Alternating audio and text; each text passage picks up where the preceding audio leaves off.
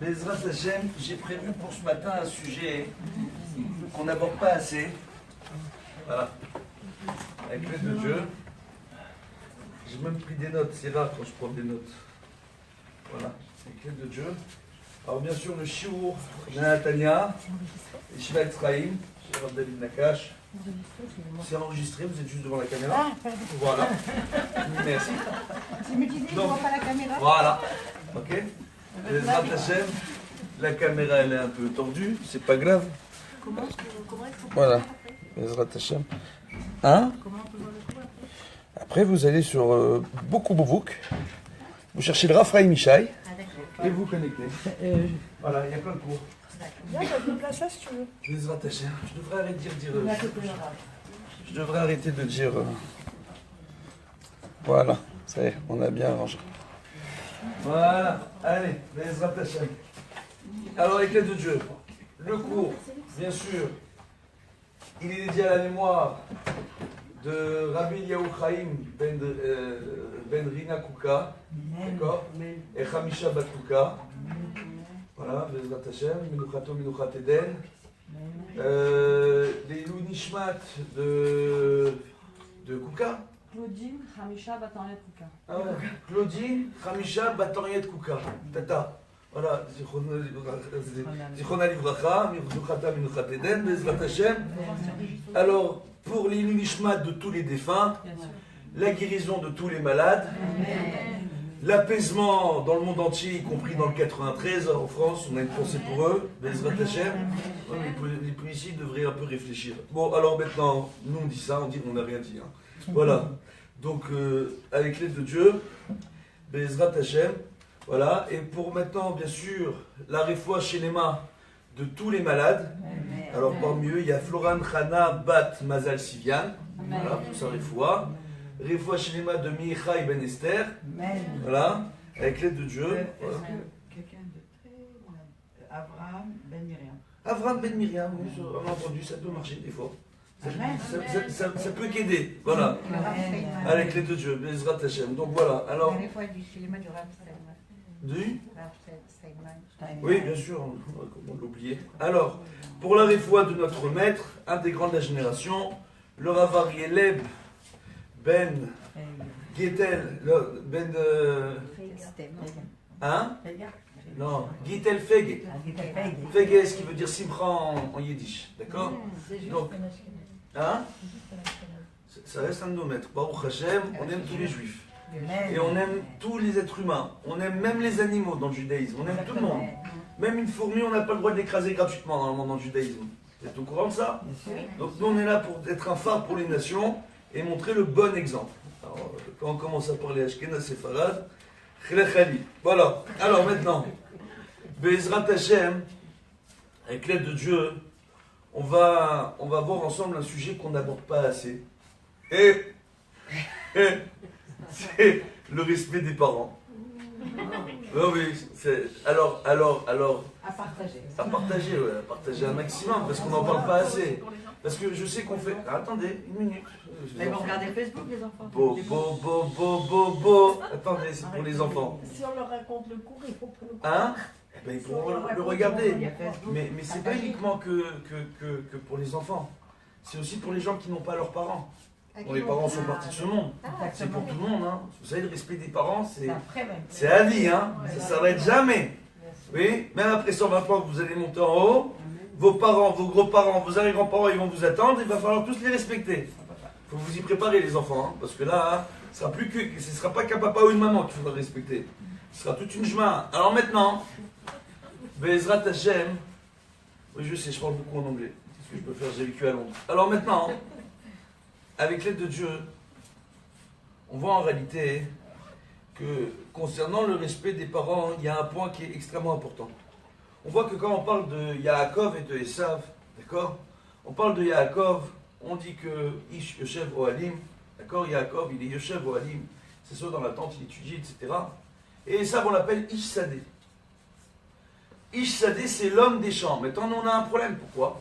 Parce qu'on voit dans Bereshit, et on voit dans plusieurs endroits, dans le Tanakh, que l'homme est comparé à Etz Asadeh, à l'arbre qui est dans le champ. Oh. Alors, qui est intéressant, c'est qu'au moment de la création, on voit dans les Midrashim, dans le Zohar, que réellement on fait un parallèle entre le Etz Hadat, l'arbre de la connaissance, Etz Hachaim, l'arbre de vie, et Adam Arishon, et l'homme, qu'il est comparé lui aussi à Etz Hasadeh, un des arbres dans le champ, du jardin d'Éden. C'est l'homme. De là, le Maharal de Prague veut nous enseigner une chose que je dis quasiment énormément dans tous les cours en ce moment, c'est que l'homme est comparé, l'être humain est comparé à un arbre, à l'envers, parce que très souvent on a la tête à l'envers, mais en réalité à un arbre à l'envers où ses racines, elles sont dans le ciel, c'est pour ça qu'on dit qu'il est à l'envers. Les racines, toutes nos forces, elles viennent du ciel. Maintenant, il faut bien comprendre pourquoi l'homme est comparé principalement dans la Torah, d'accord? L'être humain est comparé principalement à l'arbre. Pourquoi on ne le compare pas à un animal? Je sais pas, un lion. Voilà, la tribu d'Yehuda, c'est un lion. On voit chaque tribu. Il y en a certains qui ont des animaux qui le représentent. Oui ou non? On voit que quand Pharaon il va demander à Myriam et à Yochebed, d'accord, de ralentir les naissances, entre guillemets, et que quand il y a des garçons, d'apporter les garçons aux soldats égyptiens pour qu'ils soient jetés dans le Nil, qu'est-ce qu'elle lui répond? Elle lui dit, mais nous, on est un peu particuliers, nous. Hein. Nous, quand on a été bénis par notre père Yaakov, il nous a chacun comparé à des animaux. Le loup, le lion, même l'âne. Bah oui, Naphtali. Hein? Comme quoi l'âne. C'est bien des fois d'être comparé à un âne. Contrairement à ce que tous les gens peuvent penser. Bah oui, parce qu'il arrive à tout supporter l'âne. À travailler de façon extraordinaire. À ne pas, et à supporter ses peines. Et à ne pas se poser de questions pour exécuter sa charge. Donc ça peut être une bonne chose des fois. Comme quoi on voit dans chaque créature de ce monde, il y a du bien. Et il faut chercher à avoir le bien dans chaque créature. Maintenant, nous, la question qu'on va se poser, c'est comment se fait-il, réellement, comment se fait-il que nous, on nous compare principalement à l'arbre. Alors on voit un arbre, comment ça pousse? Il prend ses racines dans la terre. Oui? Au Hachem. Maintenant, après, il a des feuilles, il a des branches, il a des fruits. Ces fruits, quand ils tombent, ils font quoi les fruits? Hein? Ils pourrissent. Après, il se passe quoi avec les fruits? Une fois qu'ils pourrissent. Hein? On récupère la graine du fruit. Et il se passe quoi avec la graine du fruit? Il y a d'autres arbres qui viennent. Il y a baba. Oui? Les fruits tombent et il y a d'autres arbres qui repoussent. Et il prend racine dans ce monde, l'arbre. L'homme, c'est la même chose. L'homme dans ce monde, tout être humain dans ce monde, il prend ses racines dans ce monde. Il va avoir ses fruits, ses enfants. Le Talmud compare l'enfant au périabéten, au fruit du ventre. Eh, c'est joli, non? C'est joli. C'est joli. Surtout de dire périabéten. Oui? Quand une femme demande une bracha pour tomber enceinte, on dit ce qu'est les périabéten. Oui? Ce qu'est les périabéten, qu'elle ait le mérite d'avoir le fruit du ventre. C'est magnifique. Donc on voit en réalité que par rapport à ça, Baruch Hashem, il y a une chose qui est extraordinaire. Maintenant, un arbre, pour bien pousser, il a besoin de quoi? Il a besoin de soleil, il a besoin d'eau, il a besoin d'ombre, il a besoin d'avoir une bonne ambiance autour de lui. Mieux l'ambiance sera, mieux il poussera à l'arbre. C'est des bonnes énergies. C'est la même chose pour l'être humain, en réalité. Donc de la même façon que moi, quand je prends mes racines dans ce monde, et que même si un jour je vais partir de ce monde, derrière moi je vais laisser une descendance. De la même façon, des arbres, une fois qu'ils meurent, ils laissent quoi derrière eux? Tous ces fruits, toutes ces graines qu'ils ont laissées derrière eux, ça n'a pas fait pousser d'autres arbres. Et ces arbres, ils ne vont pas donner naissance à d'autres arbres. On voit en réalité qu'il est expliqué que dans ce monde, rien ne meurt vraiment. Que tout est recyclé. C'est encore mieux que ça va encore plus loin. On explique que pour donner la vie, on a besoin de la mort. Oh là là. Ouais, ça va vous... Pourquoi? On a besoin de la mort. Oui, regardez. Il y a une halakha qui nous rapporte, normalement pour les jeunes mariés. Moi j'aime bien parler des choses dont on n'a pas trop l'habitude de parler. Que normalement, d'un point de vue technique, au moment du mariage, c'est mieux si les jeunes mariés sont vierges, d'un point de vue technique, qu'ils ne soient pas trop abîmés par les bêtises qu'ils auraient pu faire avant, c'est mieux. Et on voit pour quelle raison, parce qu'on dit qu'au moment où ils vont s'unir pour la première fois, l'homme, il va transformer sa femme comme étant un ustensile. D'accord? Un Kéli. Et comment ça fonctionne? C'est au moment où ils vont être ensemble pour la première fois. D'accord? Et que dans ce premier élan d'amour et dans leur premier débat amoureux, d'accord, il va lui enlever sa virginité. À ce moment-là, d'accord, c'est pas du tout romantique ce que je veux dire. Mais essayez d'imaginer une boîte sous vide et on enlève du percule. Ça devient un Kéli ou pas? Oui. Alors, c'est pas très romantique, mais en réalité, c'est beaucoup plus profond que ça. On dit qu'en réalité, Baruch Hashem, Akadosh Baruch Hu, le couple s'unit, l'homme fait de sa femme, d'accord, un Kéli. Raison pour laquelle il est important de préserver sa virginité. Pourquoi? Parce qu'on dit que l'homme, lorsqu'il va avec sa femme, il va mettre l'empreinte de sa moitié d'âme dans le corps de sa femme. Encore mieux que ça, je l'avais déjà expliqué, au moment où Yaakov Avinu, il y a la fameuse histoire avec Rachel et Léa. Toute l'histoire qu'il y a eu, c'est quoi? C'est qu'on voit que, quelle est parmi les Imaot, parmi les épouses de Yaakov, Yaakov a eu 2 épouses, mais aussi, en réalité, les servantes. Donc il en a eu 4, d'accord? Qui étaient les demi-sœurs de Rachel et Léa. Donc en réalité, quelle est celle qui va avoir le plus d'enfants? Léa, la première. Hein? Léa, la première. Et logiquement, le plus de petits-enfants? Léa. Oui, on est d'accord ou pas? La majeure partie des tribus vont sortir de Léa. Oui? Donc on voit tout simplement, ce qui est intéressant, parce que Léa, je crois, elle toute seule, elle va avoir 33 enfants et petits-enfants. 33 enfants et petits-enfants. C'est intéressant, c'est l'Ag, c'est aussi Gal, c'est le dévoilement. L'Ag, le numéro 33. À part les 6 qu'elle a eu, elle en a eu 2? Non, elle a eu 6 enfants et 6 petits-enfants. Ah, c'est pas ses enfants. C'est bon. Avant Hachem, ça va le faire, on va y arriver. Bezrat Hachem. Donc elle a eu 30, entre 6 enfants et 6 petits-enfants, 33. Elle a eu 6 enfants. D'accord? 6 garçons, entre guillemets. D'accord? 6 garçons et encore une fille. Ina. Oui, après c'est tout un débat de savoir les autres enfants. Bon, bref. Mais en réalité, qu'est-ce qu'on voit? On voit que Léa, c'est celle qui a eu le plus d'enfants. Pour quelle raison? Parce qu'il y a Yaakov Avinu qui s'est préservé toute sa vie. D'accord? Il va pour la première fois, d'accord, faire l'acte intime dans le cadre du mariage avec Léa. On dit qu'un homme, lorsqu'il se préserve, là on est dans la période de Shuvavim. D'accord? Shuvavim, pourquoi on appelle ça? Shuvavim, c'est les coquins. D'accord? Mais c'est la période pour les hommes de se réparer sur les fautes sexuelles. Donc sur toute la semence sexuelle qu'ils auraient pu gâcher durant leur existence. D'accord?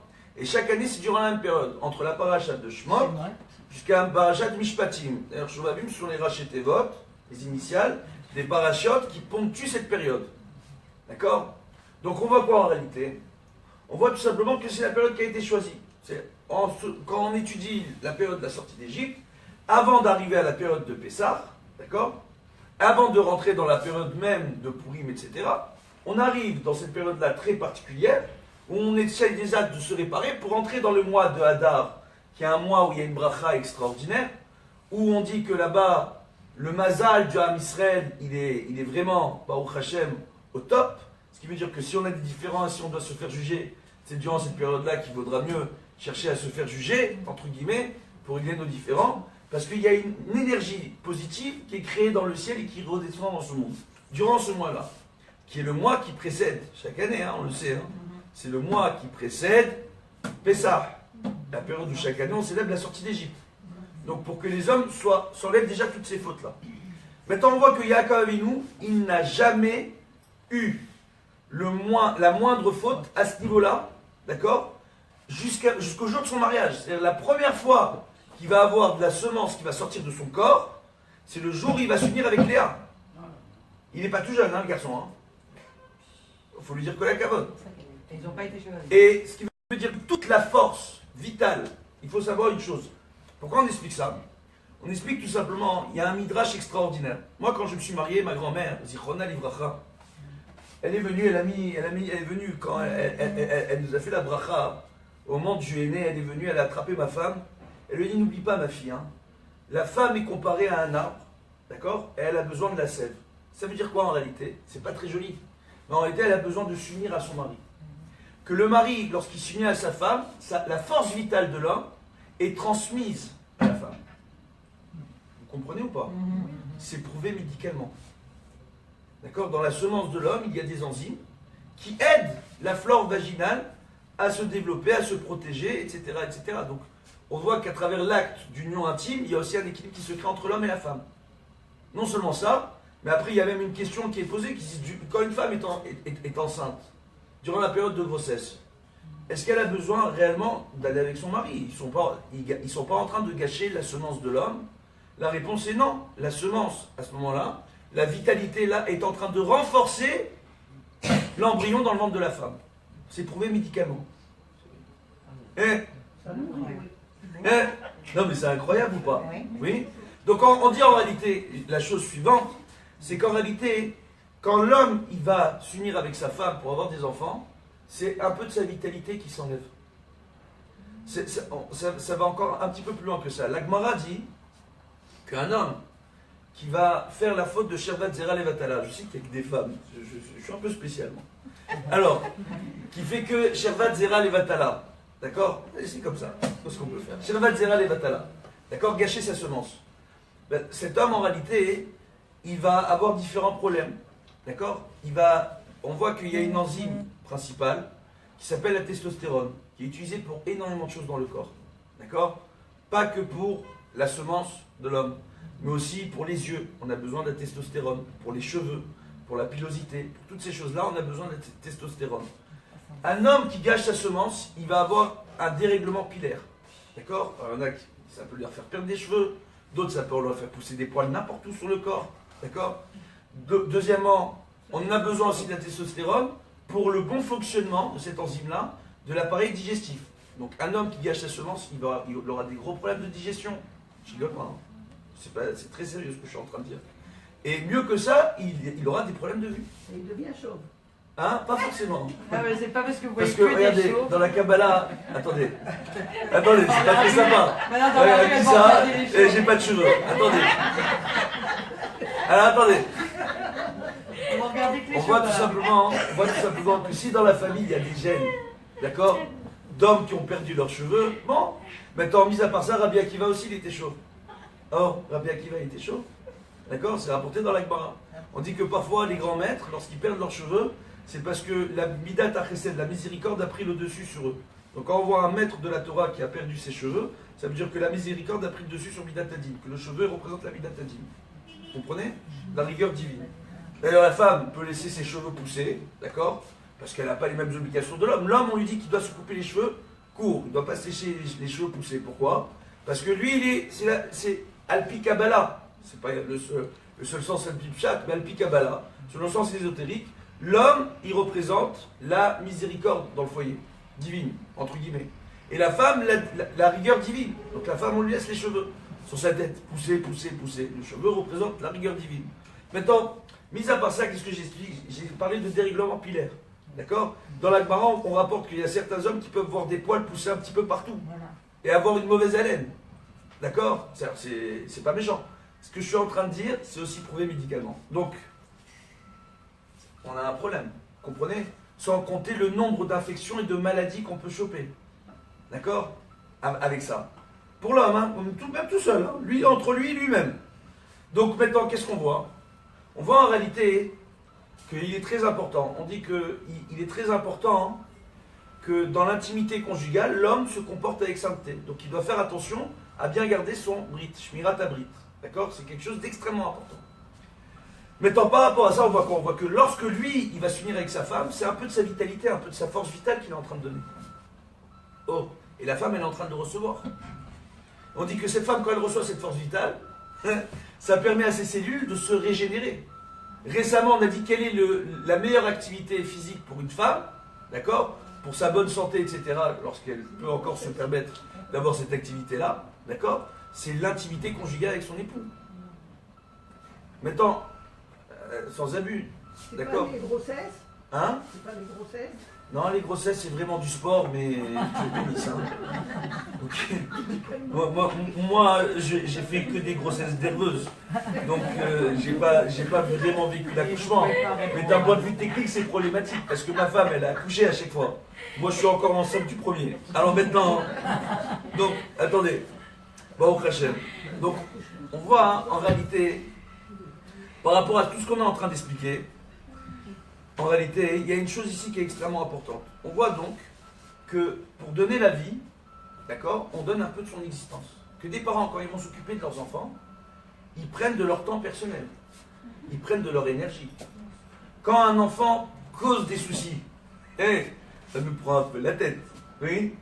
Et puis, pour les jeunes mamans, hein, quand elles étaient plus jeunes, et que leurs parents leur disaient, tu verras avec tes enfants. Hein?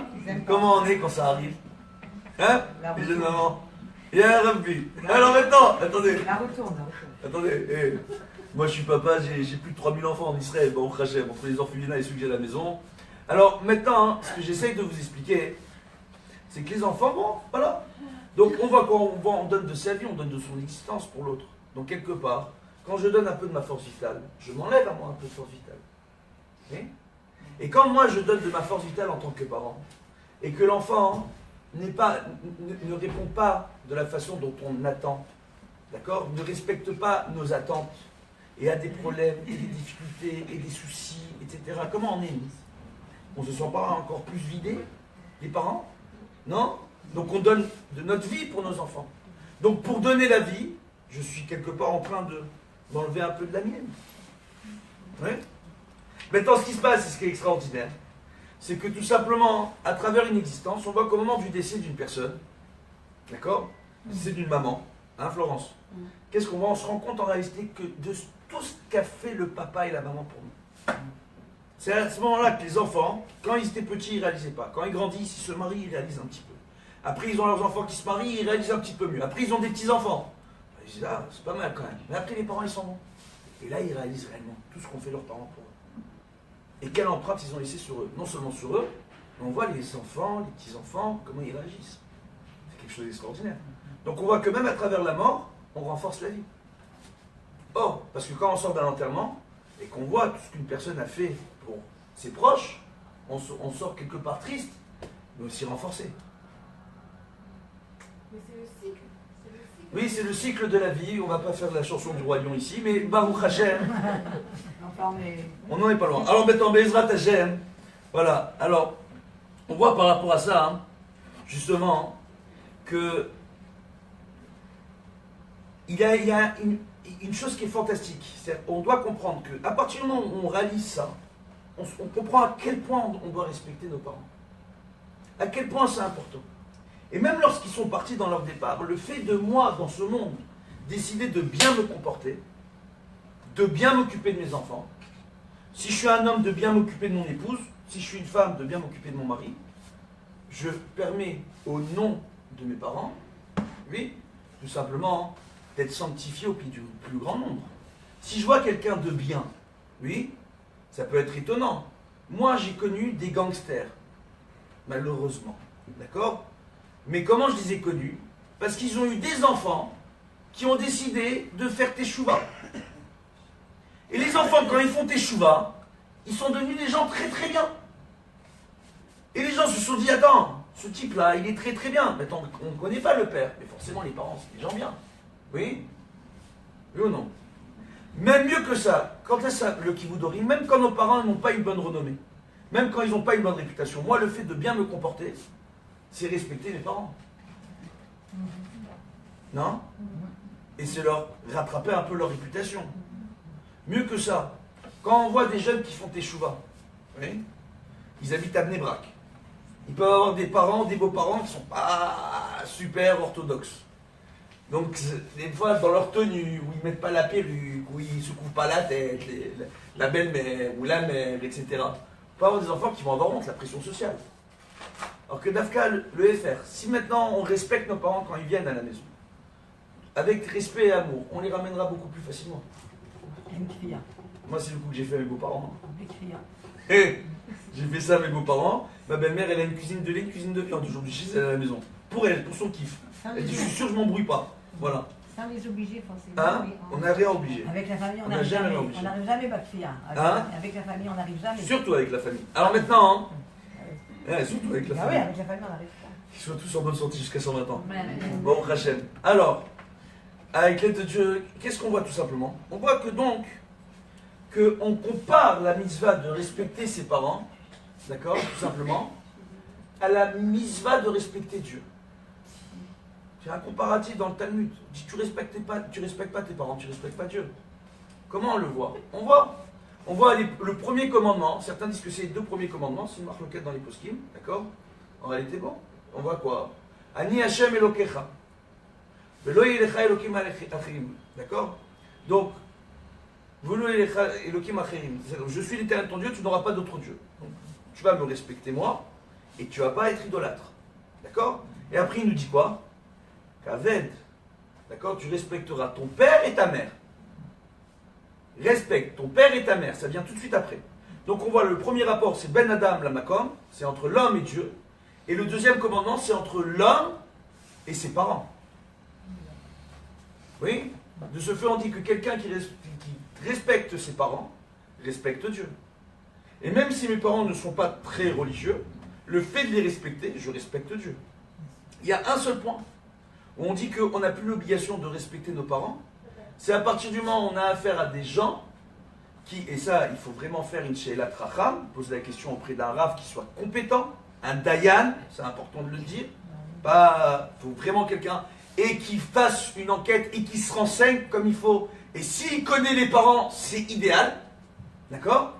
Tout simplement pour savoir, parce que des fois on peut avoir des parents, soit ils vont être problématiques pour le shlam bayit de l'enfant, on a des cas comme ça, malheureusement, soit ils peuvent être problématiques quand parfois les enfants ont envie de se renforcer sur le chemin de la Torah, et que les parents veulent tout faire pour les éloigner du chemin de la Torah. C'est pas qu'ils sont pas religieux, mais qu'ils respectent les gosses. Non, non.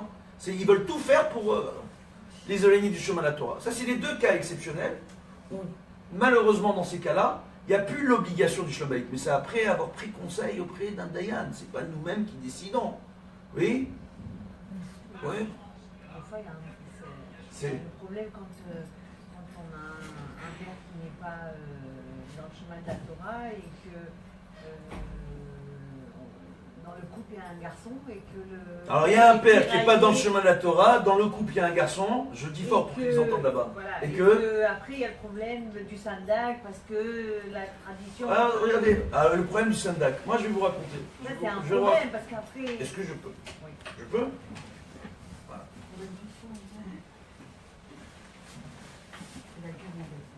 Attendez, est-ce que je peux? Je peux? Est-ce que je peux? Je peux?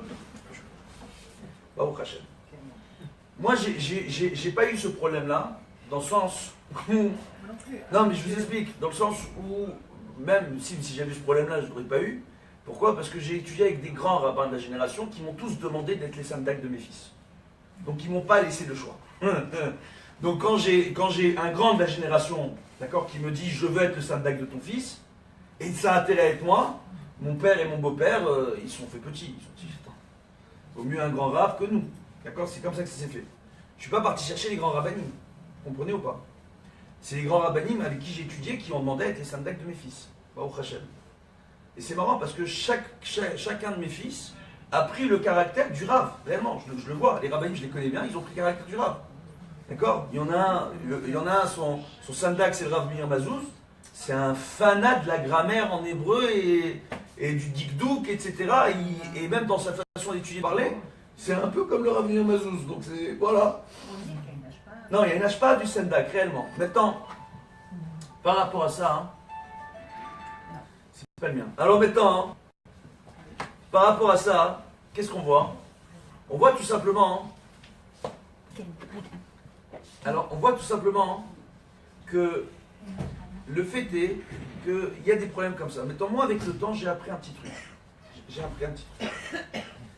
Premièrement, il y a le fait que parfois dans des familles, si on veut voir des rabbanim sandak au lieu des parents ou des beaux-parents qui ne sont pas trop religieux, moi j'ai vu avec le temps, avec l'expérience, que lorsqu'on prend un père, un grand-père, qui n'est pas trop religieux, et qu'on lui dit attends, voilà, Je te dis tout de suite. Il faut que tu ailles au mikvé. Il faut que tu étudies. Il faut que tu fasses la veillée. Il faut que tu fasses les TI, etc., etc. Qu'est-ce qu'il fait le papa? Il fait tes choix. Non seulement ça, j'ai des amis. Le grand-père. Le grand-père. Le grand-père. Au début, qu'il faisait pas, Oui, je peux. Est-ce que je peux? Ça dépend des enfants. Bah, ça dépend des enfants, comment ils. Ça les renforce quelque part. Et ça crée un lien familial. Le lien familial se renforce, ça les rapproche. Vous comprenez? Faire tes chouvas, hein, c'est chacun à son niveau. Hein. D'accord? Faire tes chouvas, hein, c'est pas se mettre un chapeau et laisser pousser la barbe. Et... D'accord? Non, non. C'est pas pour rien faire tes chouvas. Faire tes chouvas, d'accord? C'est là où on cherche à s'améliorer. C'est un début de tes chouvas. C'est-à-dire chaque jour, il faut qu'on fasse tes chouvas. On doit chaque jour se remettre en question. Si les grands de la génération, chaque jour, se remettent eux en question. Vous savez, c'est quoi des grands de la génération? Essayez d'imaginer. Rav Shach, d'accord? On est parti le voir. Ok? Et il a eu malheureusement, dans ses vieux jours, on a dû lui mettre une sonde, d'accord, directement à son estomac pour s'alimenter. Et lui, il a fait un cheshbon nefesh. Il a dit, je sais pourquoi j'ai eu ça. Parce qu'il m'est arrivé dans ma jeunesse, au moment de faire les brachot, de pas réfléchir, de ne pas prendre mon temps, de pas et chercher à comprendre chaque mot que je disais. Il y a certaines brachot que j'ai fait par réflexe. Là, c'est lui à son niveau. Comprenez ou pas? Qui a fait ce cheshbon nefesh là. Il se remet en question pour chercher encore à s'améliorer, parce qu'on peut toujours que s'améliorer dans la vie. D'accord? Et qu'elle va remettre l'inverse. Donc si moi je ne cherche pas à monter, à m'améliorer tout le temps, ça n'existe pas de stagner dans ce monde. C'est-à-dire même un objet qui ne bouge pas, il bouge. La Terre, elle tourne, si on n'est pas au courant. Tout bouge en permanence. Même un objet immobile, il se déplace dans ce monde. Vous comprenez ce que j'essaie de vous dire? Donc ça veut dire quoi en réalité? C'est que si moi je décide de rester à mon niveau, de me dire je suis bien comme je suis. Oui? Et de se dire bah, l'essentiel c'est d'être quelqu'un de bien. Moi je donne la tzedaka. Moi j'aide mon prochain. Je n'ai pas besoin du reste. Si je ne cherche pas à avancer, je vais forcément reculer. Vous comprenez? Donc ça c'est premièrement. Donc ça déclenche un processus de teshuva. Ça déclenche un rapprochement familial. Ça déclenche parfois le fait que le grand-père soit loin.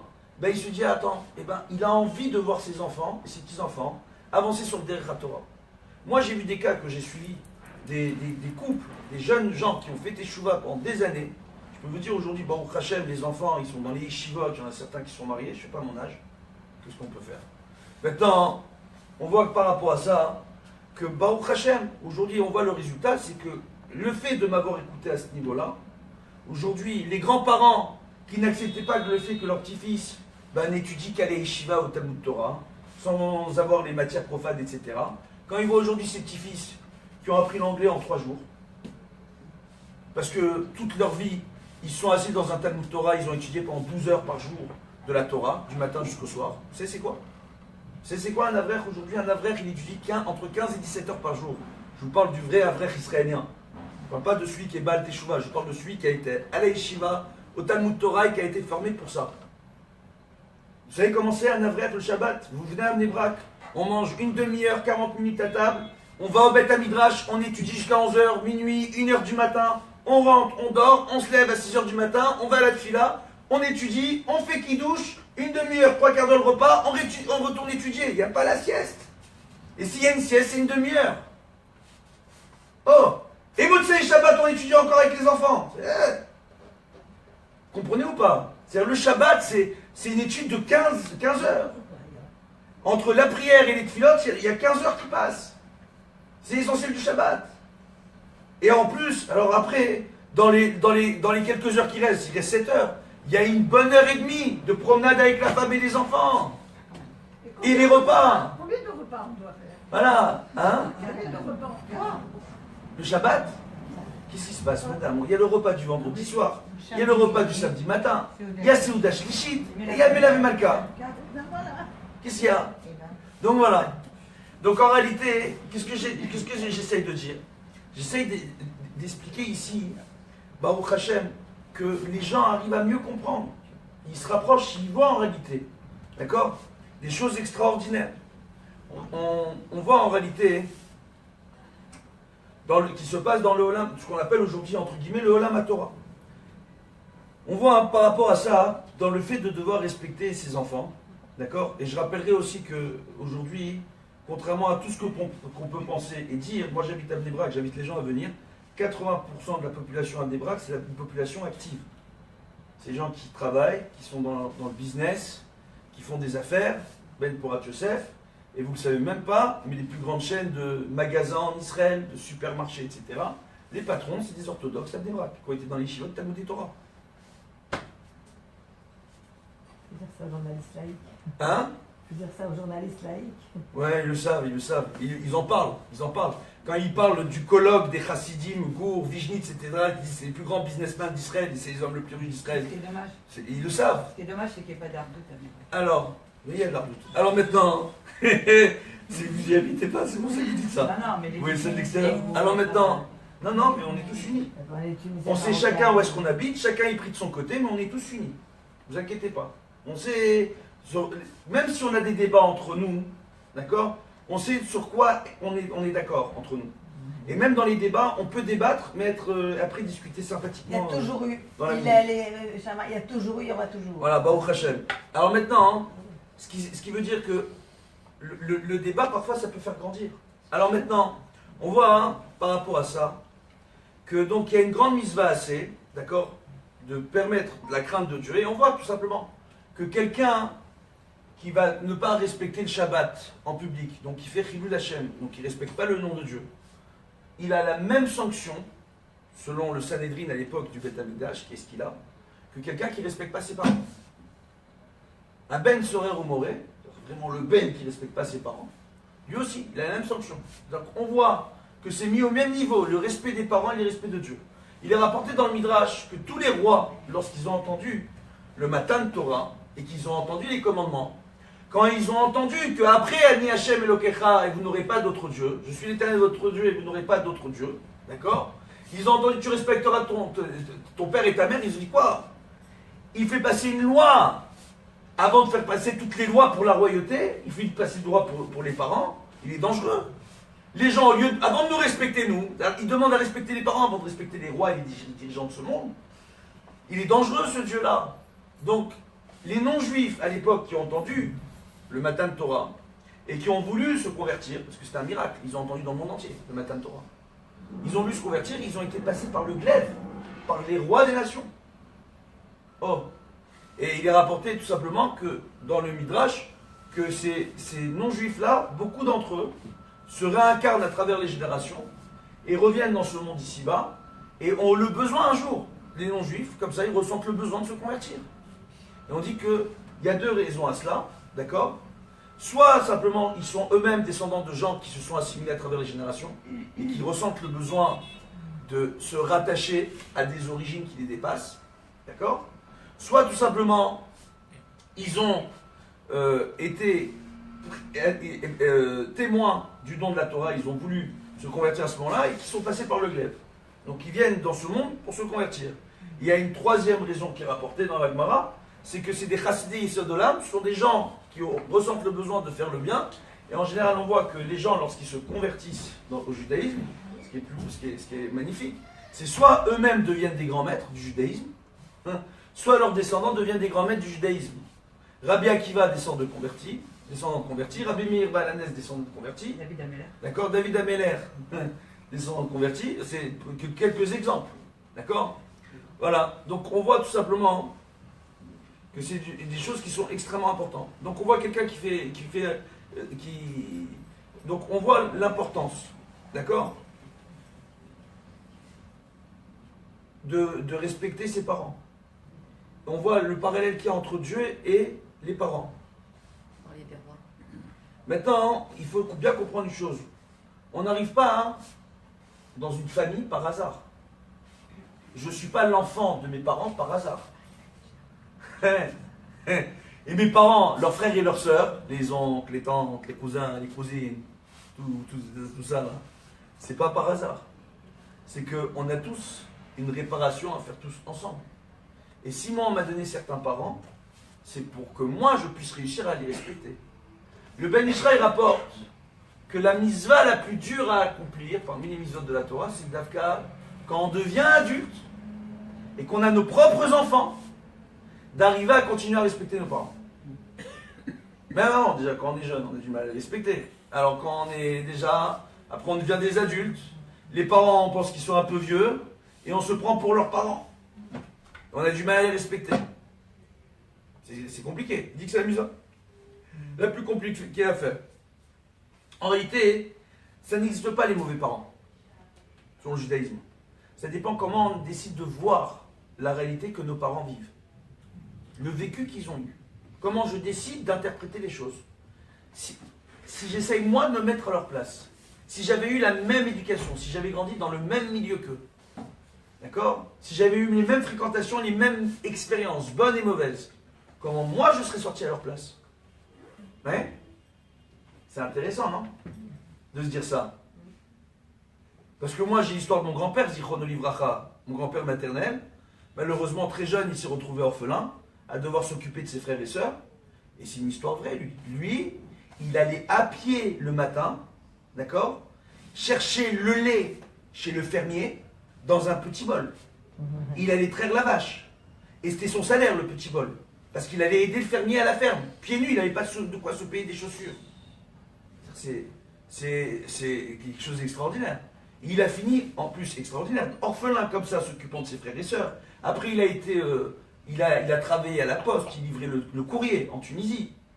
Après, il est devenu clerc d'huissier. Et finalement, il a fini banquier à la Marseillaise. Ah oui? À Sousse? Hein? Non, pas à Sousse. Voilà. Donc, on voit quoi en réalité? On voit quoi en réalité? Baruch Hashem, on voit que c'est un homme... Si moi, je me mets à la place de mon grand-père, orphelin, jeté en Tunisie, tous les matins, je dois me lever le matin pour aller travailler chez un fermier pour avoir de quoi manger pour mes frères et sœurs. Est-ce que j'aurais réussi à devenir...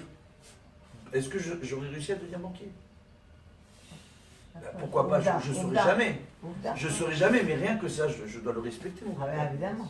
Ouais, et je dois respecter sa mémoire. Après, est-ce qu'il était religieux, pas religieux, c'est pas important. Est-ce que je dois respecter cette mémoire? Oh. Comment? Oh. Et comment? Alors, vous comprenez ce que j'essaie de vous dire? Comment ça fonctionne? Il y a toujours le choc générationnel. Il y a toujours l'ancienne génération qui ne cherche pas à comprendre les problèmes de la nouvelle génération. Et la nouvelle génération qui ont toujours le Yetzirah des nouvelles technologies. Vous voyez? D'accord? Que c'est le meilleur moyen de rendre les gens abrutis. On voit qu'avec les nouvelles technologies, les gens ne lisent plus de livres, ne se cultivent plus, ils pensent tout savoir grâce à des sites internet sur lesquels n'importe qui peut écrire n'importe quoi. D'accord? Ok, donc il y a Google, Wikipédia, des sites connus, hein? On peut raconter n'importe quoi là-bas. Sans compter tous les sites d'information où très souvent, on ne sait pas qui a écrit l'article. Maintenant, Les sites de Torah, hein? tous les sites de Torah qu'il y a. La Torah, elle est diminue aujourd'hui. Oui, et il se dit aussi des bêtises sur les sites de Torah. C'est intéressant que vous en parliez justement. Des bêtises. Donc, des bêtises. Comme on va dans Vous des savez pas récits. vous savez pas sur les sites de Torah qui est le Rav qui parle, qui est le Rav qui écrit, quel est son parcours. On va écouter le Rav qu'on connaît déjà. Oui ou non? Non, Oui. vous savez pas. Non. On ne sait pas forcément. Oui. Bien sûr. Comprenez ou pas? Ah ouais. Donc, il est rapporté une chose importante dans le Talmud. Si le Rav se trompe, les élèves se trompent avec lui. Donc, c'est important d'écouter les rabbinim reconnus par les grands de la génération. On est sûr qu'ils ne se plantent pas. Oui ou non? Parce que tous les sites de Torah dont vous parlez, il y en a beaucoup, ce sont des jeunes qui ont fait Teshuvah, qui n'ont pas eu une formation complète. Vous comprenez? Ouais, voilà. Ça me dérange pas. Donnez-nous C'est les des Non, gens mais qui vous, ont ça fait vous dérange Tchouva, pas. regardez, Je- non, je- si c'est des gens qui ont fait Tchouva, Je comprends que qui ont, vous, ça ne vous dérange pas. Moi, je vais vous dire, voilà, je connais des jeunes, Baruch Hashem, ils ont un site extraordinaire, ça s'appelle Joie de Vivre. Ah ouais. Ah oui. D'accord? On connaît, ouais. Bon, bah ces jeunes-là, qu'est-ce qu'ils ont d'extraordinaire? Premièrement, ils ne sont pas appelés rabbinim. Ça, c'est premièrement. Et deuxièmement, bah, même si des gens viennent vers eux et cherchent à régler certains problèmes, d'accord, par le biais de leurs articles, etc., ils connaissent leurs limites. Arrivent certaines limites, ils ont su s'encadrer par des rabbinim, diplômés, compétents, etc., pour encadrer les gens. Vous comprenez ce que je suis en train de vous dire? On a beaucoup de gens sur Internet, site de Torah ou pas site de Torah, qui s'improvisent dans ce qu'ils font. il y a des débordements dans le Ouais, il y a des débordements dans tout. Vous Énorme. comprenez? Maintenant, regardez, moi vous parlez d'ici de Torah, parce que c'est extraordinaire, Internet que pour la Torah. Oui? Moi je vais vous dire la vérité. Moi si je vais sur Facebook ou sur Internet avec un secrétariat, etc., c'est pour récupérer les gens qui sont les plus loin. Et même les religieux qui sont sur Facebook, ils sont très loin en réalité. Ils croient qu'ils sont proches, mais ils sont loin. Et même quand c'est des jeunes qui ont fait Teshuvah et qui pensent rapprocher les gens comme ça, ils sont loin. Parce qu'ils n'ont pas les systèmes pour se protéger. Ils n'ont pas de système de filtre sur Internet, ils ne filtrent pas leurs contacts, Il faut des gens comme ça. etc. etc. Non, pas Rapprocher forcément. ceux qui sont très loin, justement. C'est Parce ce que que... ceux qui sont très loin, ils iront pas voir les grands, ils iront voir. Dans le Kirouv, alors je vais vous raconter, il y a le Rav Moshe Nidan, il a un de ses neveux, Ben Porat Youssef, qui donne énormément de cours. D'accord? Il fait énormément d'Ikoui Arabim, d'accord? C'est un Rav Rachouf, son neveu. Rav Moshe Nidan, c'est un Dayan, qui est un collègue à Bnei Brak, c'est un Rav Meot Rachouf, c'est un francophone, avec tous ses frères, Rabbi Elazar, etc. Ben Porat Youssef. Et son neveu, un jour, il lui est venu, il lui a dit, écoute, je suis en train de faire du Kirouv, je donne des cours. Il a commencé à donner des cours sur YouTube avec des élèves, etc. etc.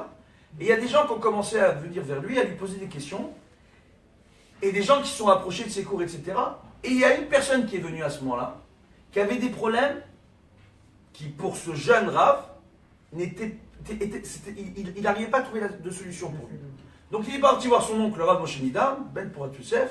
C'est un Rav bien expérimenté, c'est un Dayan, c'est quelqu'un de très construit, Baruch Hashem, et reconnu par les grands de la génération. Et il est parti voir le Rav Moshe Nidam. Le Rav Moshe Nidam lui dit, tu sais, quand tu veux rapprocher les autres, des fois, c'est pas toi qui rapproches les autres, c'est eux qui te rapprochent d'eux. Dans le Kirouv, vous savez c'est quoi le Kirouv? On dit que dans le Kirouv Rechokim, rapprocher les gens qui sont loin.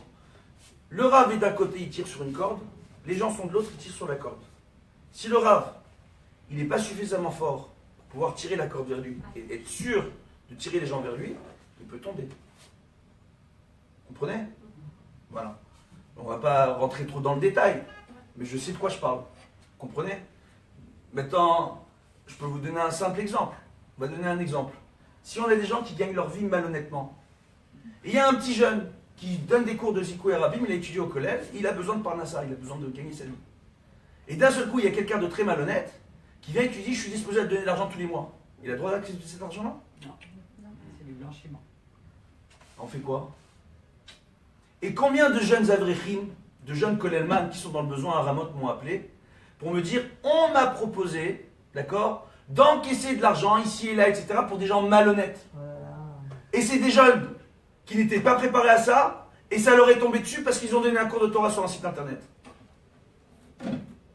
Oh, vous comprenez ce que je suis en train de vous dire? Le fait est qu'il faut savoir se protéger. Et même quand on sait se protéger, on respecte ses parents. De fait de ne pas tomber dans la faute, on respecte ses parents. Vous comprenez? C'est des choses qui sont très importantes.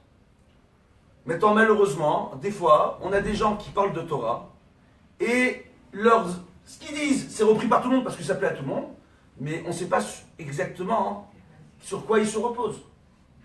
Et ça peut être très problématique. Après, il y a des non-juifs qui regardent ça. Le type, il a une barbe, un chapeau, il a raconté n'importe quoi. Et les non-juifs, ils disent, regarde ce qu'ils disent les rabbins. Et si vous regardez bien sur YouTube et sur Internet, vous cherchez des sites d'antisémites qui reprennent toujours les mêmes cours des mêmes rabbinim. Qui coupent aussi. Qui depuis 30 ans, ces rabbinim-là, on peut leur dire, ne parlez pas de ces sujets-là, vous n'êtes pas à votre place, on n'est pas prophète, on n'est pas névim, ne rentrez pas là-dedans, ils continuent à le faire. Donc moi, je parle de ça, je parle de rien. Maintenant, par rapport à ça, on voit quoi? On voit justement qu'il y a un Kiddush Hashem qui est important de faire, que nous, on a un phare pour les nations.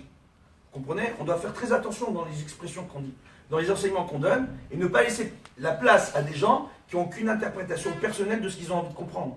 Parce qu'ils n'ont pas été formés comme il faut sur les bancs des yeshivot. Donc, par rapport à ça, qu'est-ce qu'on voit? On va continuer. Bezrat Hashem, j'ai réglé mes comptes comme d'habitude. Il ne faut pas poser de questions, moi je suis... Ils m'ont fait des tests. Non, il n'y a pas besoin de détails. Non, mais on n'écoute plus. Donc maintenant, par rapport à ça, qu'est-ce qu'on voit? D'accord? On voit justement que donc, dans le choix des parents, que Dieu fait pour nous, il y a une ashgacha pratique. Il y a une ashgacha pratique. Donc s'il y a une ashgacha pratique, le Rambam le rapporte, le Maharal le rapporte, la Gemara dans Sanhedrin le rapporte. D'accord? On le rapporte dans plusieurs endroits. Qu'une personne avant de descendre dans ce monde, on lui montre qui vont être ses proches, ses parents, etc. Et on le fait jurer d'être un tzaddik et de respecter ses parents. On peut choisir notre famille. Ouais. Comprenez ou pas? Pour ceux qui ne sont pas très contents des parents qu'ils ont des fois. Hein? Enfin, on lui fait pas choisir, on lui explique qui. C'est Dieu qui choisit pour nous. Il dit ton tikkun à toi.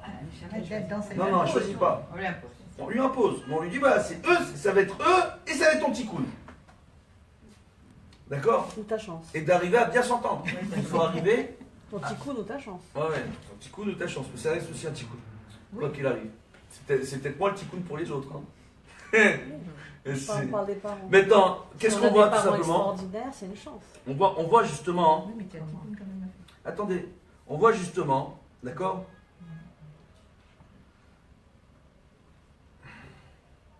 Ça veut dire quoi en réalité? Ça veut dire qu'à partir du moment où je critique mes parents, c'est comme si que je critiquais Dieu. C'est dur, hein? D'accord? Et dans chaque acte et décision que prennent nos parents pour nous, tant que ça respecte la Torah et les mitzvot de Dieu, d'accord? On voit en réalité que ça peut être une décision de Dieu sur notre tête. Donc comparer la décision des parents à une décision, entre guillemets, divine. Parce que c'est Dieu qui guide nos parents pour nous éduquer. Comprenez ou pas? Donc comment en vouloir à mes parents pour les choix qu'ils ont fait? C'est à moi de savoir, c'est à moi de décider, de voir comment je vois ce monde. D'abord, le Balbim sur Kibbout Dorim, justement, il rapporte, c'est si on voit notre réalité comme étant mauvaise, alors tout sera mauvais à nos yeux. Nos parents seront mauvais, notre famille sera mauvaise, nos frères et sœurs seront mauvais, et on s'entendra mal dans tout. C'est moi qui décide de voir les choses, c'est moi qui décide de mettre les lunettes. Les lunettes positives ou les lunettes négatives. C'est moi qui décide. Donc c'est à moi de décider. Comment je décide de voir les choses. Donc forcément, à partir du moment où on voit qu'il y a des difficultés dans la vie, qui sont là, dues au milieu familial, dues aux complications professionnelles et personnelles, si on décide tout simplement de monter en Torah et Mitzvot pour progresser, d'accord, de s'améliorer, si moi je décide de m'améliorer, regardez, on est dans la génération du coaching. C'est pas ma faute. On voit aujourd'hui qu'il y a des sociétés de pilotage d'entreprise. C'est un truc qui n'existait pas. Je remonte 50 ans en arrière, ça n'existait pas ce truc-là. C'est quoi de pilotage d'entreprise? Le type, il a passé un permis de conduire pour piloter l'entreprise. Et ils viennent voir les petits commerçants qui ont la tête sous l'eau. Vous comprenez ou pas? Et on a des cas, parfois, quand on est dans nos problèmes, et quand on décide de voir les choses de façon négative, on n'arrive même plus à voir le nombre de problèmes et de difficultés qu'on a cumulés sous nos yeux. On a la tête en dessous de l'eau. On a besoin de quelqu'un d'extérieur pour nous sortir la tête de l'eau. Pourquoi? Parce que j'ai décidé de voir les choses de façon négative. Parce qu'un beau jour, j'ai jeté l'éponge et j'ai baissé les bras. Et pourtant, qu'est-ce qu'on dit dans la Torah?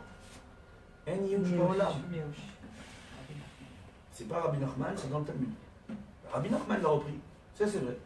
Bah, au Hachem. Mais c'est bien de connaître l'ordre des choses, quoi. Parce que moi, j'ai des gens, parfois, ils rapportent des paroles de rabbinim. On dirait que c'est les rabbinim qui ont inventé un enseignement. Frère Shalom. Non, c'est parce que je sais que c'est pas ce que vous avez dit. Le Rav Nachman de Breslav rapporte un enseignement talmudique, d'accord, qui se repose sur différentes versions et versets et épisodes de la Torah, dont la vente de Yosef. On voit que Yosef, il n'a pas lâché l'affaire. Hein. 10 ans en prison, le garçon. 10 ans en prison. Alors, on essaie de comprendre. Hein. Le garçon, c'est un jeune adolescent. Il est tout le temps collé à son père Yaakov, qui est un grand sadique. Ses frères, quand ils vont garder dans les champs le troupeau, d'accord, ils prennent pas le temps de cuire comme il faut la viande, parce que ils ont besoin de s'affairer à leur tâche. Lui, il se dit, attends, s'ils mangent de la viande quasiment crue, mes frères, premièrement, on a besoin la viande de la faire griller comme il faut, etc. Après la shrita, etc. La viande, on a besoin de la cachériser, de la faire griller, etc. comme il faut. Eux, ils prennent pas le temps. Peut-être qu'un jour, ils vont fauter, ils vont finir par manger peut-être le membre d'un animal vivant, sans même faire la shrita à l'animal. Peut-être qu'un jour, ils vont finir par fauter sur les règles de cacheroute. Viens, je vais voir papa, pour le tenir au courant, qui parle avec ses fils. Et lui, quand il va au papa, il parle avec ses fils. Eux, qu'est-ce qu'ils voient là-dedans? Ils disent, lui, il veut nous casser pour avoir, lui, tout l'héritage de notre père. Pour être, lui, bien vu par papa. Il passe son temps à vouloir nous casser alors qu'il voulait faire avancer ses frères. Alors, en plus, quand il leur raconte les rêves, qu'ils vont tous se prosterner devant lui un jour, ils vont dire, hey, on a compris, toi, on a compris ton manège. Oui? Tu veux être le chouchou? D'ailleurs, c'est la raison pour laquelle en Afrique du Nord, tous les Yosef, on les appelle comment? Chouchou. Je vous assure que c'est vrai. Mais je vous assure que c'est vrai. Chouchou. Qu'est-ce qui se... Franchement, on n'est pas détendu en Afrique du Nord, les Juifs. Attendez, c'est extraordinaire. Oui ou non? Donc on voit par rapport à ça, on voit par rapport à ça, ouais, les chouchous Breitou, c'est Yosef Abraham. C'est extraordinaire, moi je trouve ça fantastique. Donc on voit en réalité, justement, que lui, il n'a pas eu de Yiyouch. Et grâce à ça, il a pu sauver ses frères. Désespoir. Hein? Il y a aussi désespoir. Désespoir. Oui, il n'a pas abandonné. D'accord? Désespéré, abandonné. D'accord? Il n'a pas abandonné. Non, c'est abandonné. Voilà. Donc maintenant, c'est quand on a perdu espoir. Voilà, si vous voulez. Mais c'est abandonné, en réalité. D'accord? C'est comme abandonner un objet, faire Yiyouch. J'ai un objet que j'ai perdu. Si je fais Yiyouch de l'objet, d'accord? Je l'ai abandonné. La première personne qui peut le prendre, qui le trouve, pourra garder l'objet pour elle. D'accord?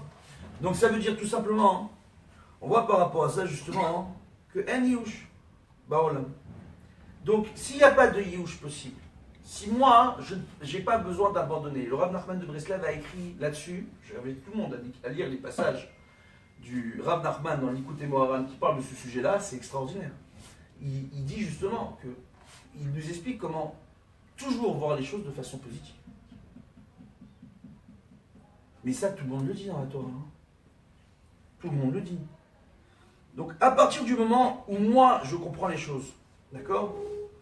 Le véritable problème, c'est quoi? Le véritable problème, c'est nous. Pourquoi le problème, c'est nous? Parce qu'aujourd'hui, on est dans une société où, à force de nous dire que pour l'éducation des enfants et pour le bien-être des enfants, il faut leur laisser faire tout ce qu'il faut pour les épanouir, comprenez ou pas? Oui, à la fin, il n'y a plus d'ordre. À la fin, c'est les enfants à la maison qui prennent les décisions sur la tête des parents. Alors qu'il y a un ordre qui doit être clair. Les parents, ils sont en haut. C'est-à-dire, il y a Dieu, et après Dieu, il y a les parents. C'est comme ça dans les 10 commandements. Comprenez ou pas? Et les enfants, ils sont en bas. Donc moi, quand je viens et je m'adresse à mes parents, je ne suis pas en haut, je suis en bas. Dans mon cas, c'est un peu compliqué. Parce que quand un père a le mérite d'avoir un enfant qui devient rave, d'accord, il a parfois l'obligation, le père, si lui-même n'est pas un rave, de devoir se lever et respecter son fils. Bon. Mais le fils qui est rave, il doit quand même garder le respect de son père et lui demander de... Papa, le Rav Ovadia Yosef, quand il est devenu grand rabbin d'Israël, on peut faire mieux que ça pour un père, grand rabbin d'Israël. Son père, qui était un homme qui avait la crainte du ciel, qui priait, qui étudiait, etc. C'était un homme qui avait une épicerie, il vendait des fruits et légumes, il vendait du lait, de l'huile, des œufs. Et on voit quoi? On voit que le Rav Ovadia disait à son père, te lève pas pour moi. C'est mon respect à moi de me lever pour toi. Fais-moi ce cavote. Il dit, mais tant en public, bon, c'est autre chose. Il doit respecter la stature et le statut de son fils. Maintenant, qu'est-ce qu'on voit tout simplement? On voit justement qu'à partir de ce moment-là, nous, quand on comprend que quand on parle de nos parents, quand on parle de nos grands-parents, ils sont bien au-dessus de nous, et même si on a fait Teshuvah, et que les parents et les grands-parents, eh ben, ils appliquent moins de choses que nous, on doit les respecter. Et justement, en les respectant et en leur apportant énormément d'amour, on va pouvoir les rapprocher. Ouais, avant de rapprocher tout le monde sur Internet. Déjà rapprocher les familles, non, c'est pas mieux? Il y a déjà du boulot. Donc maintenant, qu'est-ce qu'on voit par rapport à ça? On voit justement, on pose la question maintenant. Comment respecter ses parents? L'essentiel, c'est la qualité du relationnel. On doit parler, d'accord, avec beaucoup d'émotion, y mettre le cœur qu'il faut dans le rapport qu'on a avec nos enfants et dans le rapport qu'on a avec nos parents. Ne pas avoir peur de dire à nos parents qu'on les aime. Oh. Le Ben Ishraï rapporte que avant les prières de Rosh Hashanah, il faut aller voir, donc le nouvel an juif, on est sur le point de se faire juger. Il faut aller, si nos parents habitent en ville, il faut aller avec nos parents prier, et si ils habitent un peu loin, les voir avant Rosh Hashanah pour aller leur embrasser les mains. Oui? Ou les appeler, et leur demander à eux en premier Mechila, chaque année. Même si des fois les parents Dieu bénisse. Hein? Vous connaissez le phénomène de la maman. Bon, elle a besoin de parler avec ses enfants. Elle nous appelle 10 fois par jour. Vous la connaissez, c'est là ou pas? Oui. Bonjour, qu'est-ce que tu fais? Vous la connaissez, cette maman-là, qui vous appelle? Maintenant, vous êtes mariés. Elle vous raconter ce qui s'est passé dans le mariage du cousin Arthur. Quand elle a vu Tata Chouécha, non? Avec tonton Rachamim, qu'elles avaient pas vu depuis longtemps. Et qui sont un petit-fils qui s'est marié avec l'arrière-petite-fille du cousin, de la voisine, du voisin, de l'Ariana, qui habitait à Hagla Hafsia, à Tunis, et qui sont partis habiter au Maroc. Vous la connaissez ou pas? Ouais. Et puis après, elle vous dit, moi j'aimerais bien partir en vacances à Miami à l'occasion. Est-ce que tu as acheté des surgelés parce qu'il y a une super promotion au magasin? Vous connaissez un peu ces discussions un peu bizarres? Il y en a des comme ça. Eh ben non, il faut arriver à respecter, de dire, maman, je t'aime beaucoup. Ça me fait plaisir que tu m'aies appelé. Je suis un peu occupé, je te rappelle un peu plus tard. D'accord? Il répond.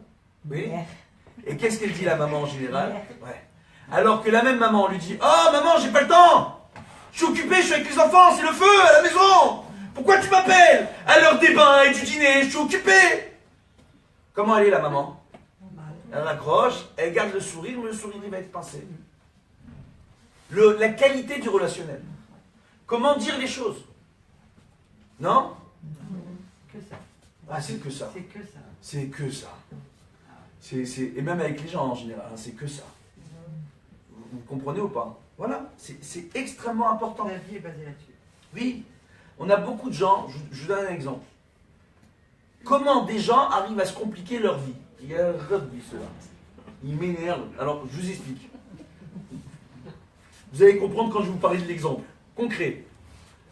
Quelqu'un, d'accord, on va dire comme ça, on va lui commander un produit. Ok? Lui, il vend, on va dire des montres. Voilà, des montres. Il vend des montres. Et moi, je veux lui commander une montre. Ok? Il me dit, oui, ta montre, sans aucun problème, tu vas voir. Je ne l'ai pas au magasin, mais je peux te la commander. Bon, elle est prête quand tu l'auras. À le temps de la commander, de la recevoir, etc., etc. Dans 10 jours, elle sera là.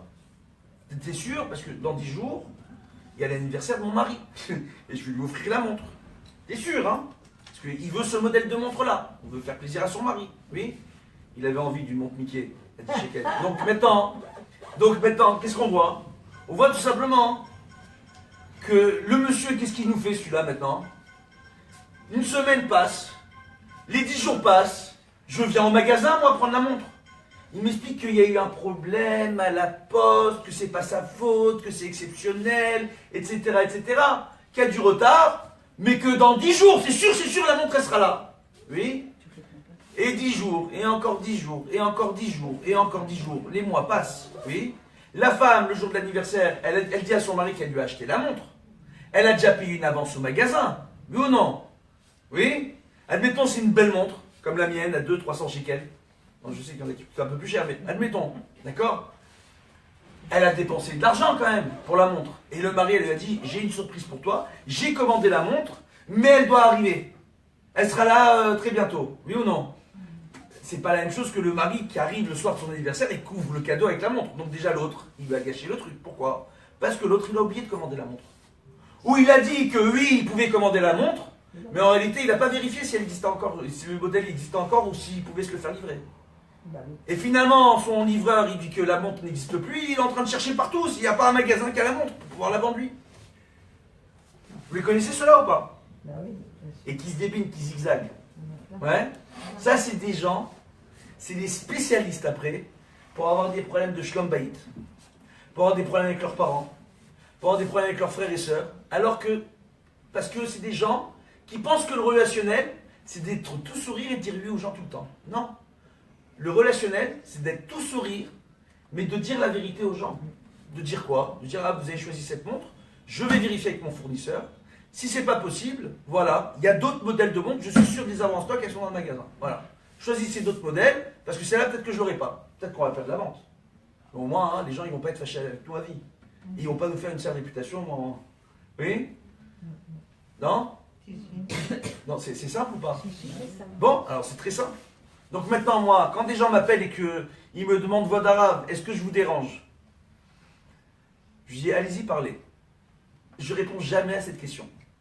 Pourquoi? Parce que je sais pas, j'ai appris à ne pas mentir. J'ai appris.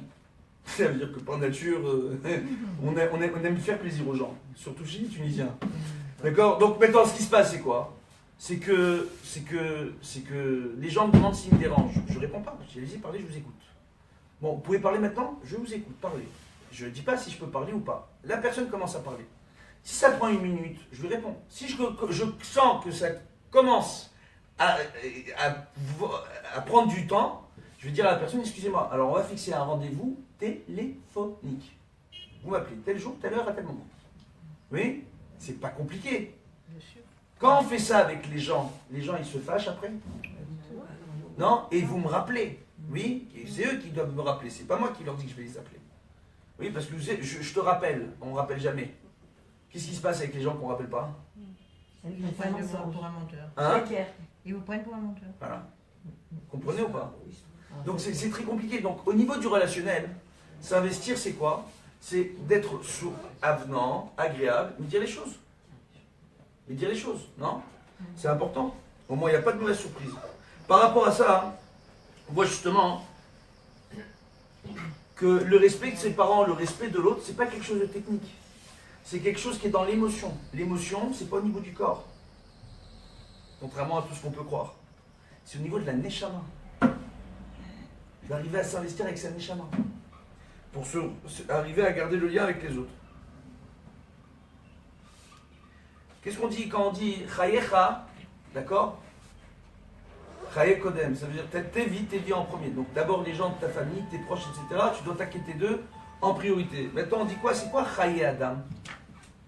Les vies de Adam. Quand on parle de quoi? On parle des gens, on parle de chaye Adam. Ça veut dire quoi en réalité? On dit qu'en réalité, quand moi je respecte l'autre, quand moi je suis honnête vis-à-vis de l'autre, quand moi je ne me débine pas et que je dis les choses, ce que je peux faire, ce que je ne peux pas faire, et je connais mes limites, l'autre ça devient Chaye Adam. C'est quoi Chaye Adam? Les sources de vie d'Adam. Ça devient une source de vie pour l'humanité. Pourquoi? Parce qu'il y a un très bon rapport entre nous.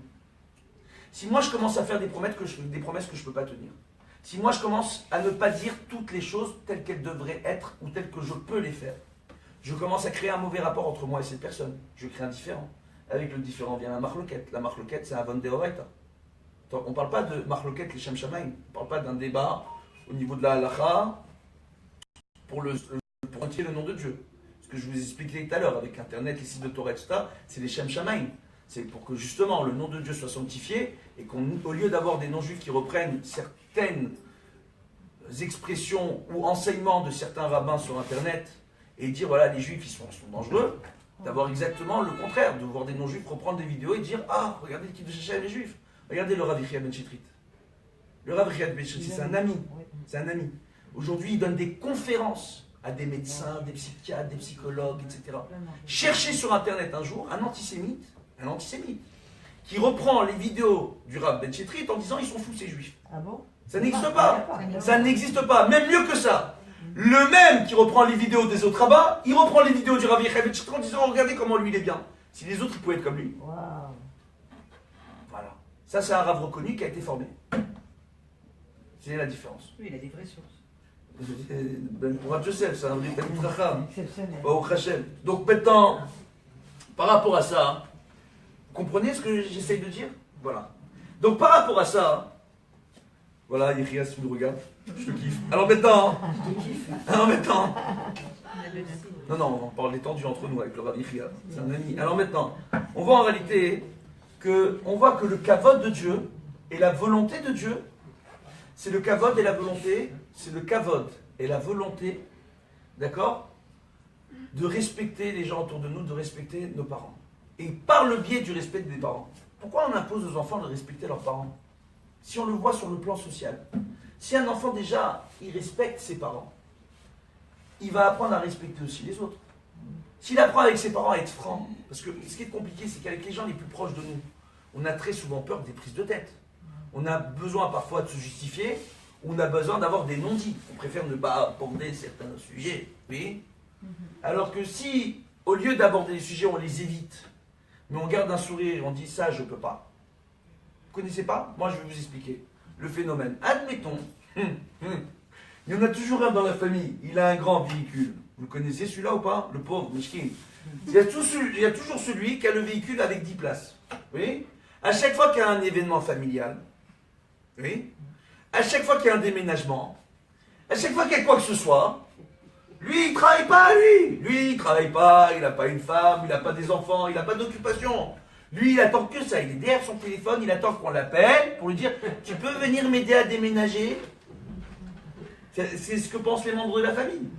Et s'il dit « Je ne pourrais pas aujourd'hui, je suis à l'étranger, je suis au Canada. » Ah, t'as trouvé le moyen d'aller au Canada pour pas m'aider? Mais j'ai une histoire vraie comme ça, c'est extraordinaire. Il a fait exprès d'aller au Canada. C'est fantastique ou pas? Et ta femme, elle peut pas m'aider? Non, mais ma femme, elle n'a pas le permis de conduire. Et ta voiture, tu peux pas me la passer? Non, mais t'as besoin d'être assuré sur le véhicule. Et je n'aime pas prêter ma voiture. Les gens, ils ont le droit de ne pas aimer prêter leur voiture.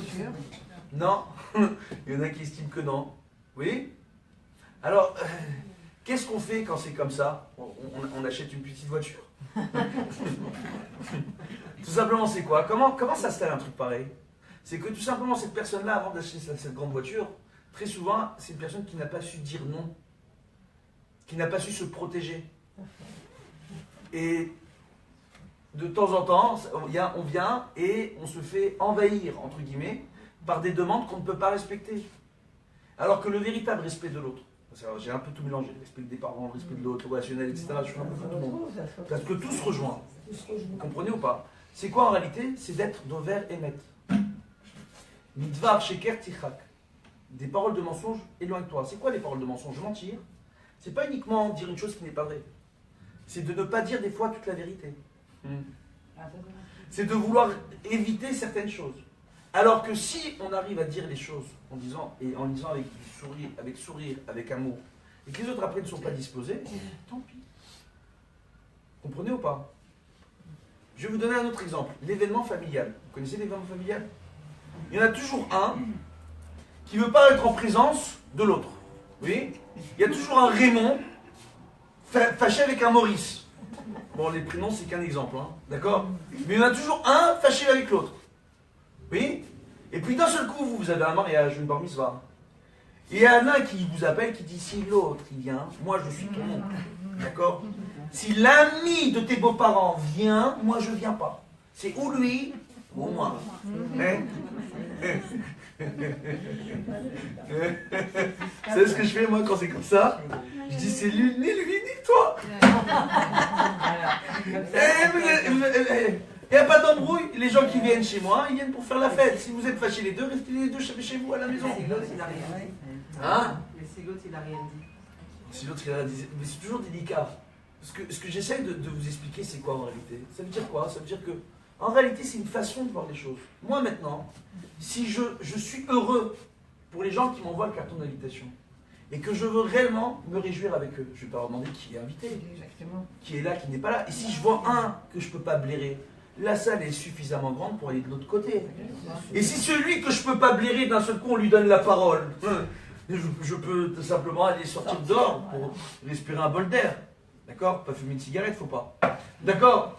Donc, faut pas. Donc voilà, donc, vous comprenez ou pas? Donc ça veut dire quoi tout simplement? Ça veut dire réjouir les simcha, les gens à qui on veut faire la fête réellement. Pourquoi? C'est moi qui décide de voir les choses comme je les vois. Et quand je décide de voir les choses de façon négative, non seulement je me gâche la vie, je gâche la vie aux gens, et je peux gâcher des fois la vie à des gens qui sont en pleine simcha, dans une bar mitzvah, dans un mariage, etc. Compliqué. Pour des histoires qui n'ont aucun rapport avec les gens de la simcha. Ils ne sont même pas au courant des salades. Vous comprenez ou pas?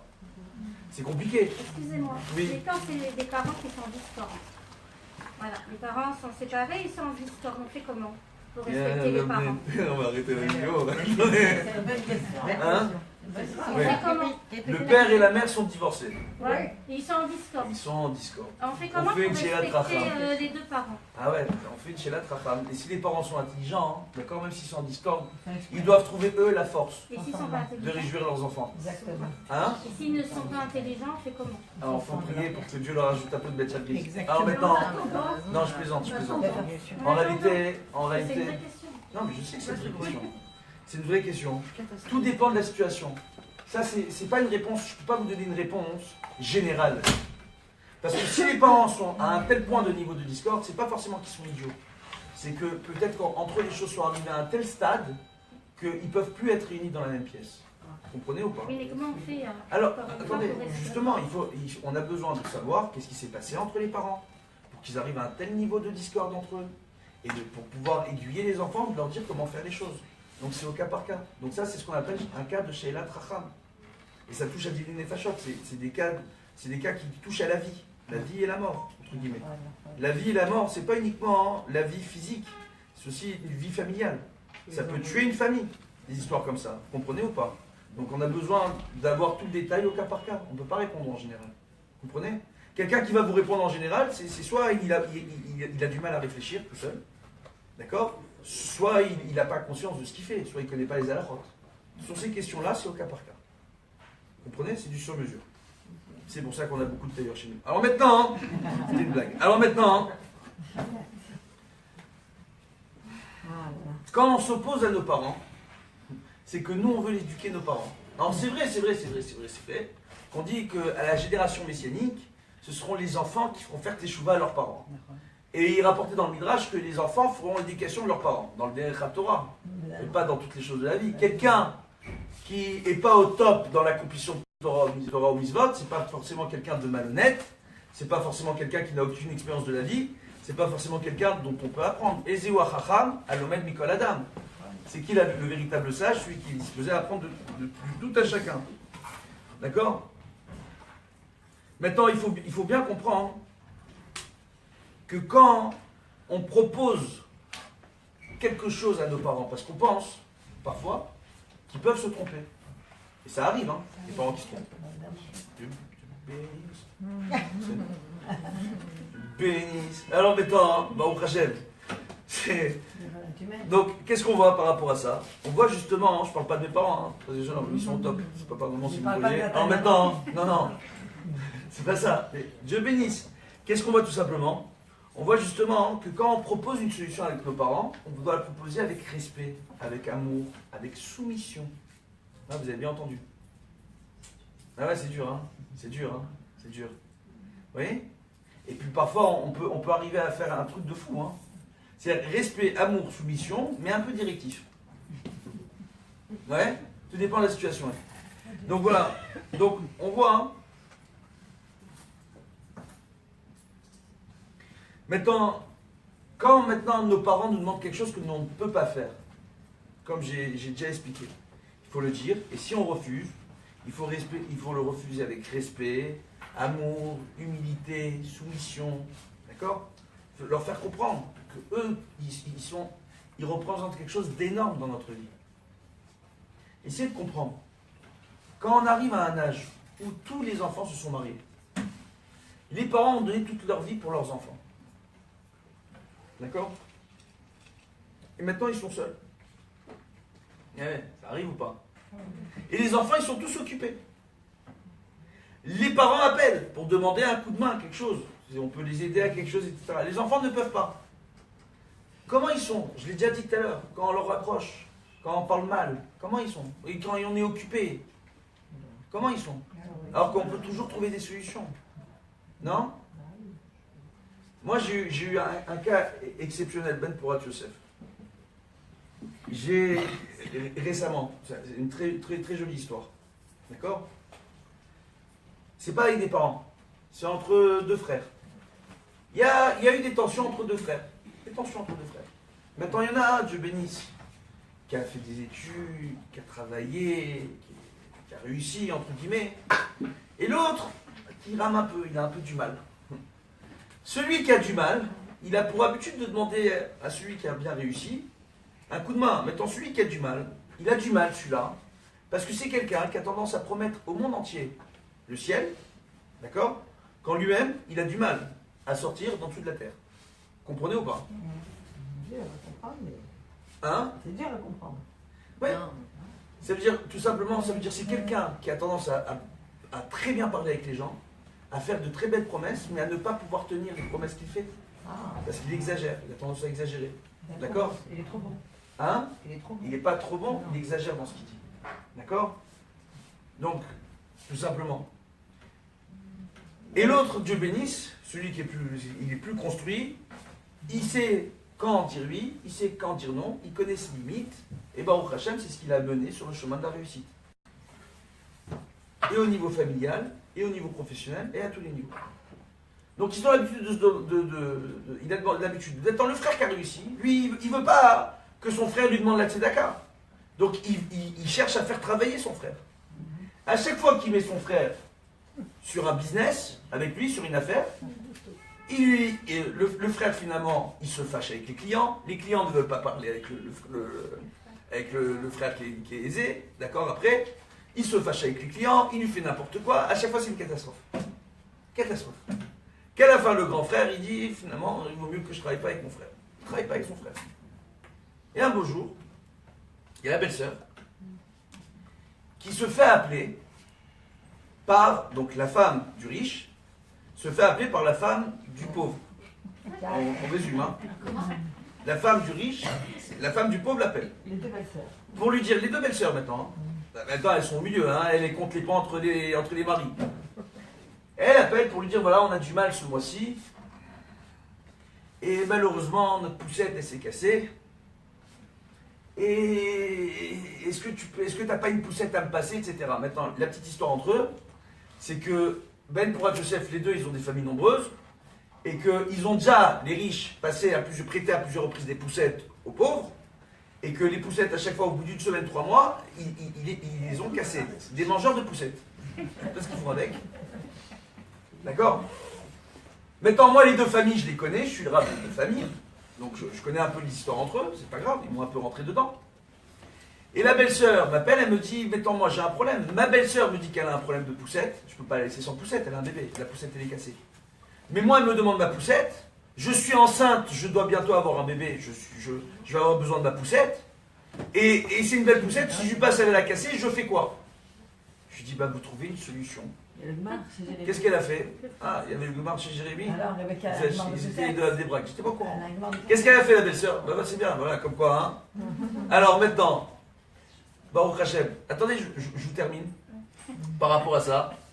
Qu'est-ce qui s'est passé? La belle-sœur, qu'est-ce qu'elle a fait? Elle a cherché dans les petites annonces des poussettes d'occasion. Elle lui a trouvé une très belle poussette. Elle est partie acheter la poussette. D'accord? Et elle a dit à sa belle-sœur, j'ai une poussette à te passer. Oui? La belle-sœur, elle vient chez sa belle-sœur. Elle lui passe la poussette. Elle lui dit, voilà, je te la donne. Ça va aller, etc. Baruch Hashem. Et la belle-sœur, elle est très très touchée. Et elle lui explique le problème de la situation dans laquelle ils sont, parce qu'il y a le frère qui ne se sent pas bien du tout. Parce qu'il a compris, malheureusement, toutes les erreurs qu'il a fait, et qu'il a honte de venir parler avec son frère. Oui? La femme intelligente, elle m'appelle, elle me dit, Godara, je fais quoi maintenant? Oui ou non? Je lui dis, bah écoutez, c'est pas compliqué. Votre mari, il a fait une erreur. Il a mis son frère dans un poste dans lequel il n'aurait pas dû le mettre. C'est-à-dire, il l'a mis dans le relationnel. Il a une grande entreprise qui le met dans une autre activité. Oui? Qui lui fasse un boulot, mais il n'est pas en relation avec les gens. Oui ou non? Oui? Et qui lui parle.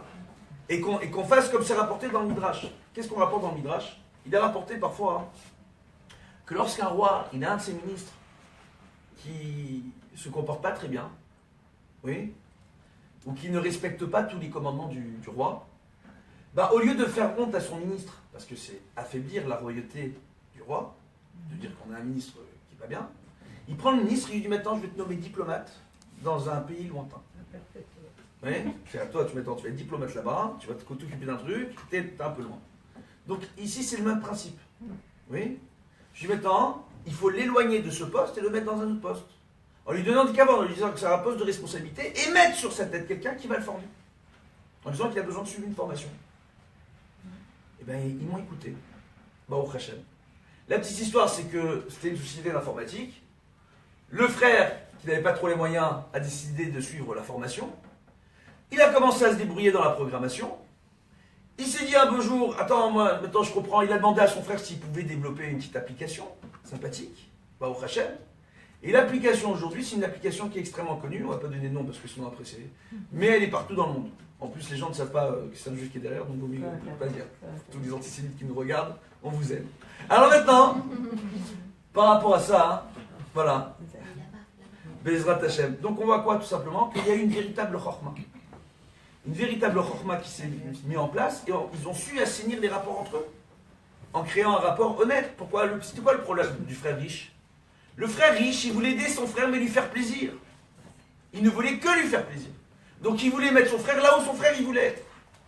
Au lieu de voir le bien de son frère. Nos parents, c'est la même chose avec nous. Nous, parfois, on croit qu'on est là où on doit être. Et des fois, nos parents, ils ont des petites remarques à nous faire. Oui, ça arrive jamais pour un jeune couple qui a un enfant adolescent, que le gosse, il va chez ses grands-parents pour parler avec papy et mamie. Et puis après, il y a mamie qui nous appelle, qui nous dit, tu sais, ton fils, il m'a parlé de ceci, de cela. Et moi, je me dis, maman, je connais mon fils. Oui, vous connaissez ces jeunes mamans? Je sais, je suis au courant, maman. Il n'y a pas besoin. Mais la grand-mère, elle veut apporter son petit grain d'amour dans l'histoire. Et ce qui est extraordinaire, c'est que parfois, on a des grands-mères, je peux vous le dire, parce que je brasse énormément de monde. D'accord? On a des grands-mères qui n'ont pas su être des mamans aimantes, des fois. Et quand elles deviennent grand-mères, d'un seul coup, les beaux conseils leur viennent. Vous savez pourquoi? Parce qu'elles ont compris leur erreur. Donc, le fait de ne pas en vouloir à ma mère, parce que quand j'étais petit, elle était dure avec moi, qu'avec l'âge, les gens mûrissent et comprennent leurs erreurs, et d'être disposés à l'écouter, ça va m'éviter à moi de reproduire inconsciemment le modèle parental. Et les mêmes erreurs. Elle n'est pas belle, la vie? On dit qu'il n'y a pas de plus grands enseignants que le Baal Nisayon, que celui qui a eu l'expérience. On dit quoi? L'expérience de la réussite? Non, même l'expérience de l'échec. Tu veux apprendre à éviter l'échec? Parle avec celui qui a connu des échecs. Pour ne pas reproduire ses erreurs. D'apprendre de nos erreurs. L'expérience de la vie. Bezrat Hashem. Ça y est, c'est l'heure. Donc, ouais, j'ai compris. Là. Donc le secret, non, parce que les dames après, elles ont j'ai compris. travail. J'ai compris. Donc au lieu tout simplement de chercher à juger les autres, ou à créer des distances avec les autres, ou à céder à leurs demandes, d'arriver à analyser les situations pour savoir comment assainir les choses au mieux. Si on a du mal à le faire soi-même, d'arriver à s'encadrer de gens qui ont l'habitude de donner ce type de conseils. Voilà. Pour ceux qui ne savent pas qui, il est la Bibi. Voilà. Allez, de bonnes nouvelles, bracha be'atzlacha. À bientôt. Ça va être rapide.